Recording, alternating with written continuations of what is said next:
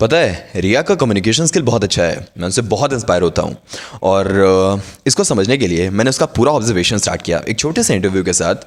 I got to know कि वो बहुत सारे ऐसे एक्शंस करती है जिसका उसका कम्युनिकेशन स्किल बहुत इन्हांस हुआ है और उसका प्रैक्टिकल लाइफ में जो यूज़ करती है that's unbeatable.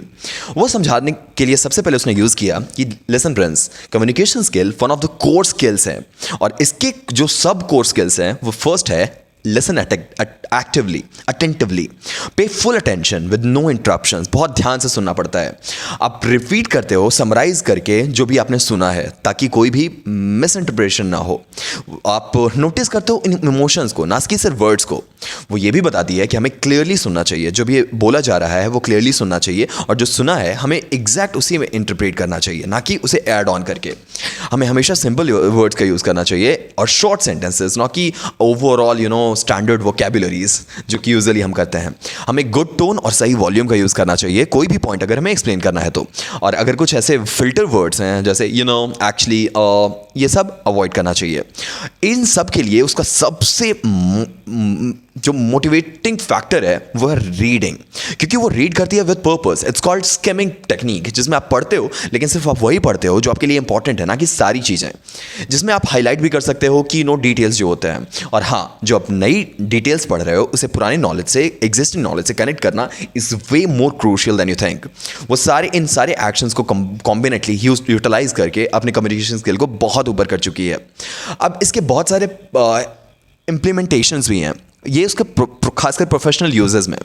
First of all इससे इसका प्रेजेंटेशन स्किल बहुत अच्छा हुआ है। अब कैसे अच्छा हुआ है? सबसे कभी भी वो अपना इंट्रोडक्शन देती है तो एकदम क्लियर इंट्रोडक्शन देती है, प्रिसाइज इंट्रोडक्शन देती है, शॉर्ट इंट्रोडक्शन देती है। वो इन इंट्रोडक्शंस को यूज़ करने के लिए विजुअल एग्जाम्पल्स का यूज़ करती है ताकि वो अपने पॉइंट्स को सपोर्ट कर सके, उसे बैक एंड दे सके। वो जब भी खत्म करती है तो एक समरी का यूज़ करती है। जब भी कोई भी क्लास खत्म होता है या फिर एक सेमिनार खत्म होता है, लास्ट में एक समरी के साथ एक कॉल टू एक्शन पक्का देती है जिससे लोग उसे कनेक्ट होते हैं।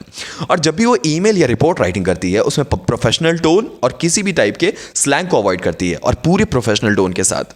पैराग्राफ्स एकदम शॉर्ट होते हैं, बुलेट पॉइंट्स होते हैं अगर ज़रूरत पड़े तो। हमेशा ग्रामेटिकल एरर्स और स्पेलिंग एरर्स को ऑब्जर्व करके उसे क्लैरिफाई करती है कि वो ना कर रही हो। वो ये भी ऑब्जर्व करती है कि नेगोशिएशन स्किल में कुछ यूनिक पॉइंट्स है जो यूटिलाइज करके नेगोशिएशन स्किल वो अपना इंप्रूव करती है। नेगोशिएशन स्किल में सबसे पहला पॉइंट उसने बताया कि हमें प्रिपेयर करना चाहिए अपने फैक्ट्स को। किसी भी डिस्कशन से पहले अपने पॉइंट्स को नोट ही कर लेना चाहिए ताकि डिस्कशन टाइम पे हम उसे भूल ना जाएं। हमें एक दूसरे को पेशेंटली सुनना चाहिए ताकि दूसरे को यह ना लगे कि वो अपने पॉइंट्स रख रहा है। हमें एम करना चाहिए विन विन पे, ना कि आर्ग्यूमेंट पे। हमें एंड पे आना चाहिए, ना कि उसमें और खो जाना चाहिए। इससे इसका इंटरपर्सनल कम्युनिकेशन भी इंप्रूव हुआ है। अब इंटरपर्सनल कम्युनिकेशन वो कम्युनिकेशन होते हैं जो दिखता भी नहीं है, जिसे ऑब्जर्व करना पड़ता होता है हमें खुद से।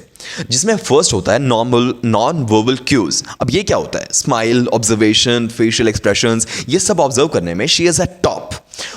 वो ओपन बॉडी लैंग्वेज का यूज़ करती है, ना कि क्रॉस्ड आर्म्स और एनीथिंग लाइक दैट। वो हमेशा स्माइल करती है, नॉड करती है in order to show that she is interested in communication. उससे इसका पब्लिक स्पीकिंग भी बहुत इंप्रूव हुआ है। अब ये पब्लिक स्पीकिंग इंप्रूव करने के लिए उसने बहुत सारे ऐसे टेक्निक हैं जो उसने यूटिलाइज किए हैं। पहला है विद वॉइस मॉड्यूलेशन। ये क्या होता है कि वो अपने मॉड्यूल को चेंज कर सकती है एज पर सिचुएशंस। वो पॉजेज का यूज़ करती है उन पॉइंट्स को एम्फेसिस करने के लिए या इन्हांस करने के लिए। ऑडियंस से बहुत इंगेज होती है क्योंकि शी आस्क्स क्वेश्चन कि ये कैसे हो सकता था, ये कैसे हो सकता था, थिंग्स लाइक दैट। उसे फीडबैक हैंडल करना भी बहुत अच्छी तरह से आता है। जब भी उसे कोई भी क्रिटिसिज्म मिलता है वो एक्सेप्ट करती है विद कंप्लीट कॉन्फिडेंस और उसमें वो अपने आप को डिफेंड भी नहीं करती है। There is no defensiveness. वो हमेशा क्लैरिफाइंग क्वेश्चंस करती है। अगर फीडबैक वेग हो तो उस पर और क्वेश्चंस करके उसके डीप में जाती है। हमेशा यूजफुल सजेशन के सर्च में होती है और जो पर्सनल अटैक होते हैं उससे इग्नोर करती है। I wish I could learn these all and I tried my best to learn. अब आपकी बारी है that I've just accumulated those all learnings that she had over years of learning and now you have gotten it in 5 minutes. I wish आप इसे utilize करोगे and stay connected with Vision Spoken English for such videos just like this. Take care.